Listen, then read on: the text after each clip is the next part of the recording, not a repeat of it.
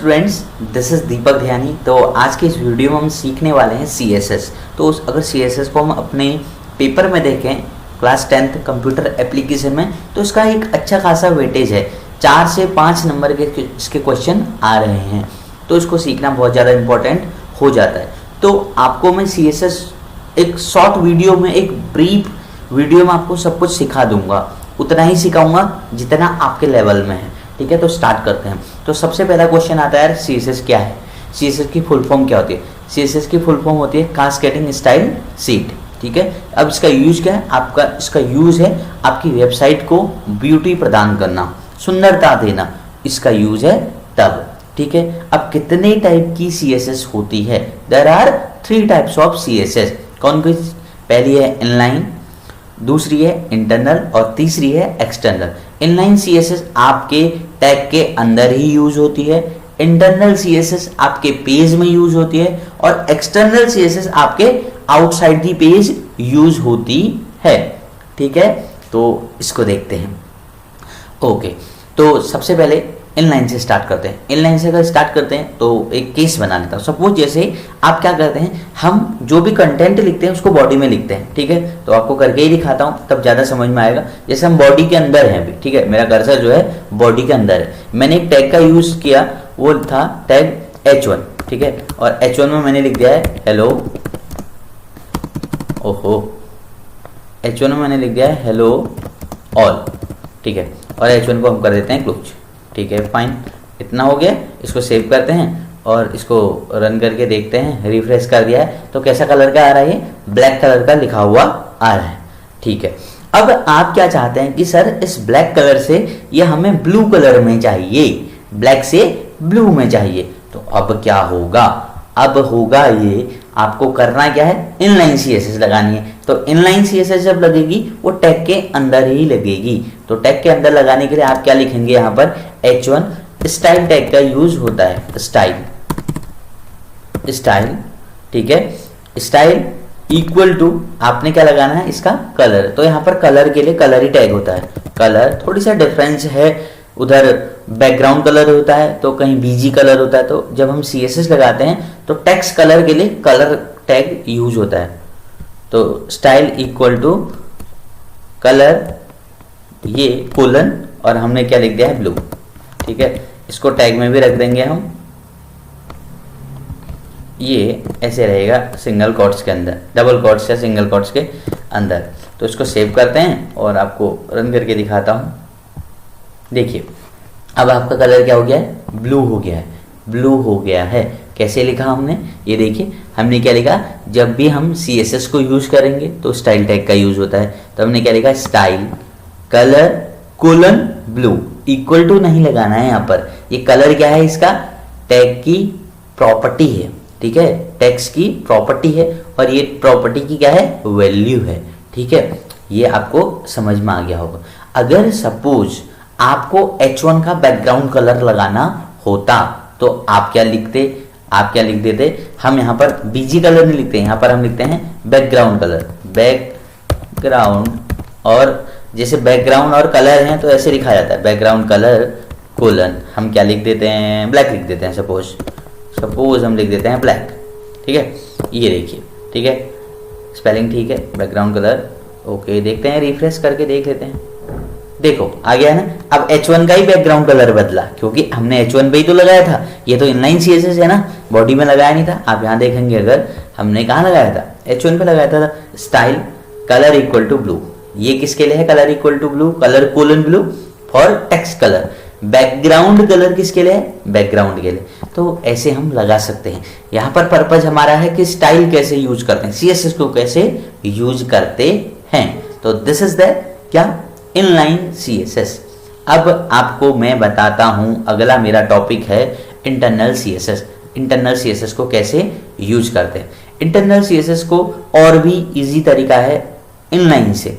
देखो इसमें क्वेश्चन कैसे आते हैं, इनलाइन CSS में ऐसा क्वेश्चन आ जाता है कि H1 एक टैग लिखा हुआ है, इसमें आप क्या लगाओ, इनलाइन CSS लगाओ, या ये प्री डिफाइंड पहले HTML में ही थोड़ी CSS लगी है तो इसमें CSS की हेल्प से इसमें चेंजेस करो। तो आपको पता होना चाहिए कि आप एक टैग के अंदर CSS का कैसे यूज कर सकते हैं। ठीक है, तो ये बहुत ज़्यादा ज़रूरी है आपको पता होना। ओके, ठीक है। और ऐसे ही आप फॉन्ट साइज भी लगा सकते थे। अगर फॉन्ट का साइज बढ़ाना है तो आप देखो, मैं फॉन्ट का साइज भी आपको बढ़ा के दिखाता हूँ।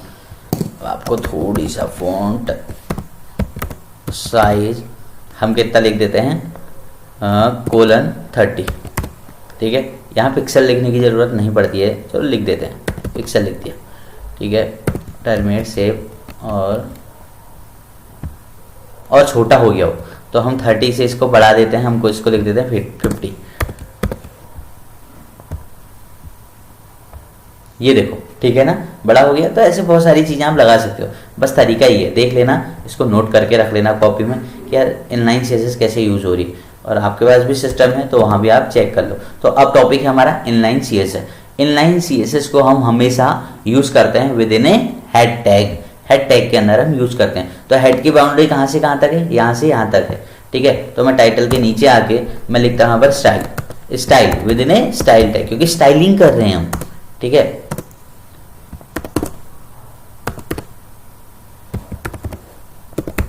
अच्छा, इसको बताने से पहले एक चीज और बतानी है।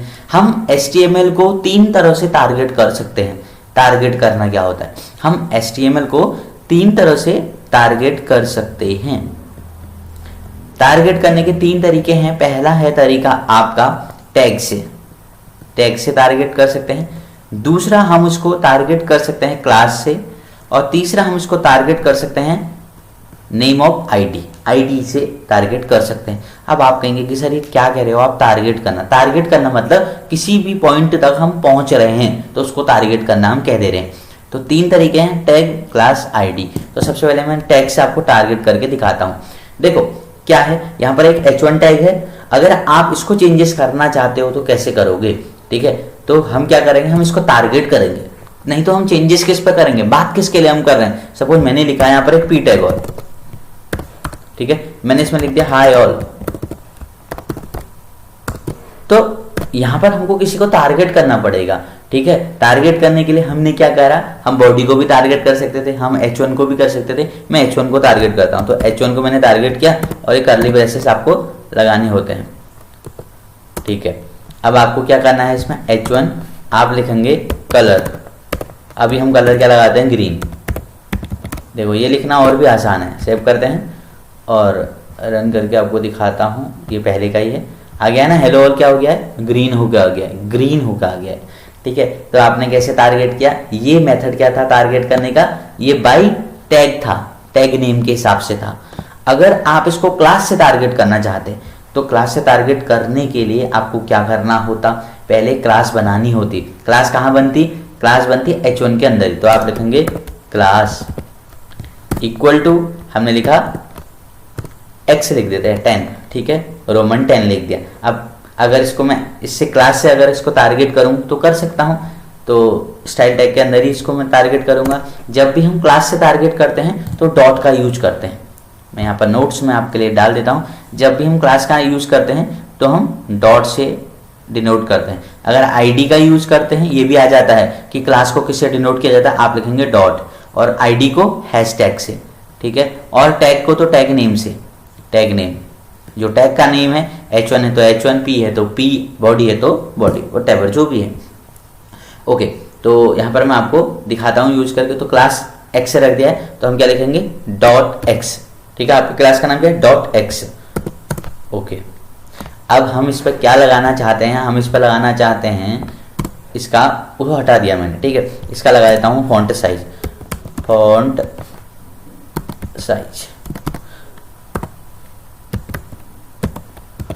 और हम लगा देते हैं 50 पिक्सल, ठीक है। एक और लगा देते हैं कुछ, एक प्रॉपर्टी कलर लगा देता हूं अभी, कोलन हम लगा देते हैं कलर ब्लू, ठीक है। और क्या लगाएं, और लगा देते हैं बैकग्राउंड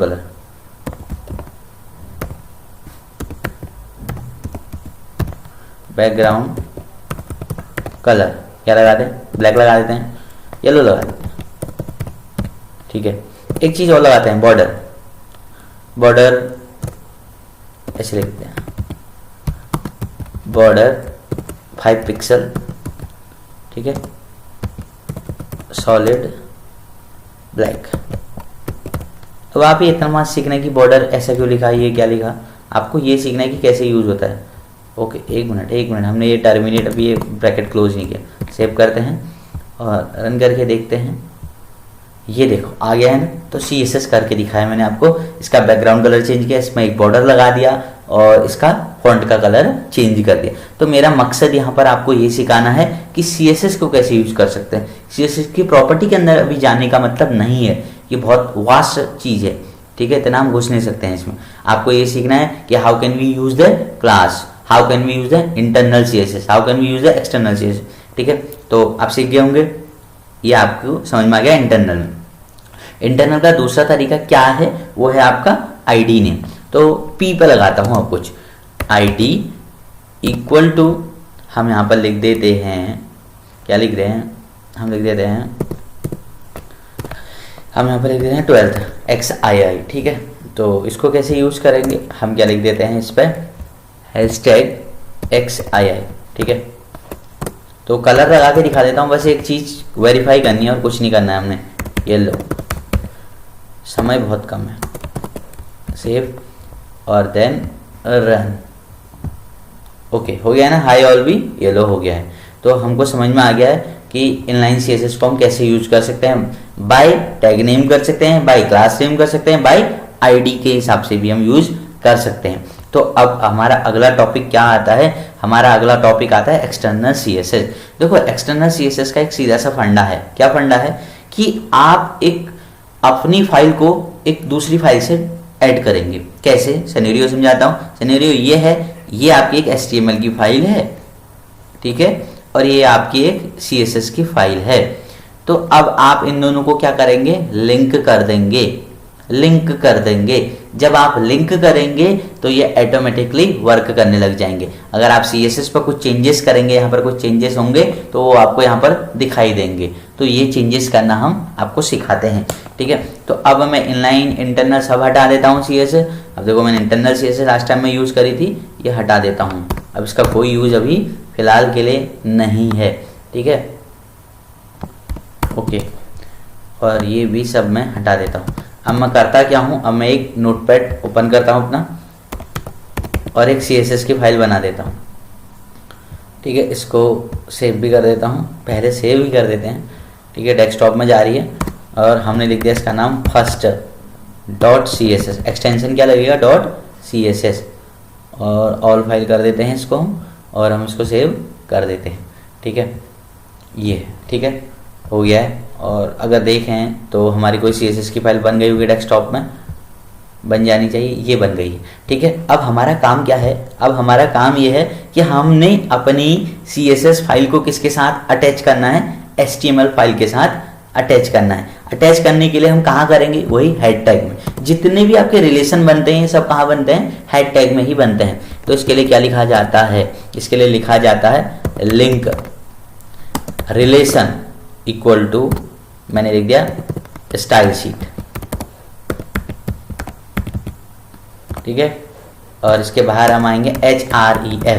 हाइपर लिंक किससे हो रही है, हमारी फाइल का जो नाम है, फाइल का नाम है हमारी, देख लेते हैं, first.css ही है शायद, हाँ first.css। ठीक है, तो हम इधर आते हैं और हमने लिख दिया है FIRST first.css से कनेक्ट हो जाओ। ठीक है, सेव कर देते हैं। अब यार क्या करें, CSS पे पहले कुछ लिख के देखते हैं। H1 को टारगेट करता हूँ, टैग को टारगेट करता हूँ। ठीक है, अगर आप अभी देखेंगे, अगर आप अभी यहाँ देखते हैं तो हमारा सब कुछ नॉर्मल होके आना चाहिए, सब कुछ नॉर्मल है। ठीक है, अब मैं CSS लगाने की कोशिश करता हूँ, किस पे, फर्स्ट वाले पेज पे। ये देखो फर्स्ट वाले पे आ गया ना। अब यहाँ मैं CSS लगाऊंगा। CSS लगाने के लिए आप डायरेक्ट यहाँ पर अपने टैग का नाम लिखो। H1 टैग को टारगेट करना है, इसका कलर हम टारगेट करते हैं। कलर क्या होने वाला है, ब्लू। हमने बस, हम टेस्टिंग के लिए बैठे हैं यहाँ पर, हमने ये नहीं सीखना है कि कैसे कैसे क्या करना है। सेव, और हम इसको चला के देखते हैं, बिल्कुल सही चल रहा है, बिल्कुल सही। अगर हमारा ऊपर से लिंकिंग नहीं होती, अटैचमेंट सही नहीं होता, तो ये रिजल्ट हमें नहीं दिखाई देता, ये रिजल्ट हमें नहीं दिखाई देता। तो आपको एक्सटर्नल सीएसएस के लिए क्या लिखना आता है, लिंक, रिलेशन स्टाइल शीट और HREF फाइल का नाम, ठीक है। तो ये बहुत ज़्यादा जरूरी हो जाता है। और गाइज यहाँ पर भी आप वो सारे तरीके अपना सकते हैं। आप यहाँ पर टैग को टारगेट कर सकते हैं, कैसे, by class name, by ID name, सब कुछ कर सकते हो यहाँ पर भी। बस पर्पज यहाँ पर था इंटरनल सीखना, एक्सटर्नल सीखना, इनलाइन सीखना। तो होप आपको ये सारी चीज़ें समझ में आ गई होंगी। अब आपके एक नंबर के जो क्वेश्चन आ रहे हैं ना वो CSS के, आप उनको ईजिली कर सकते हो।